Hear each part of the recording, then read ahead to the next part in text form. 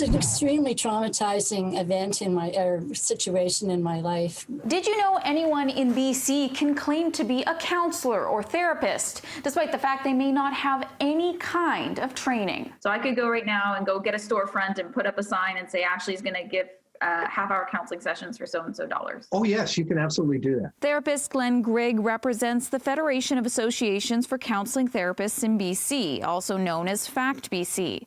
The organization is made up of 6,000 BC counselors and therapists who self-regulate to try and ensure quality of care.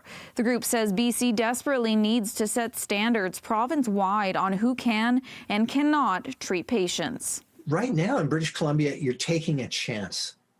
It's as if you needed some work on your teeth and you looked on the internet for a dentist and you said, well, you know, they all look good, but I know that some of them are qualified. In letters, she would write that she had decades worth of experience as a counselor, but it wasn't true. Janice Williams says she knows firsthand the repercussions of seeking therapy from someone who doesn't have the credentials to provide proper treatment. They're getting more and more involved in my private life, my personal life, and becoming more isolated from groups. The whole thing was so traumatizing that has taken me years to recover from it. FACT BC has sent a letter urging BC's Health Minister Adrian Dix to act now to regulate the industry, pointing to the increasing toll the pandemic has taken on the mental health of British Columbians.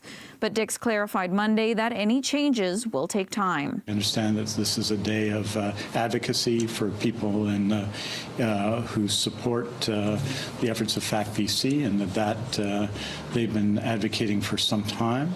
There are other professions in those circumstances. Dix says the initial focus is on the current reform of the system that regulates health professionals, which was announced earlier this year. But Grigg feels reforming the mental health care industry needs to be done at the same time. The majority of counseling therapists are very respectful and very careful about that.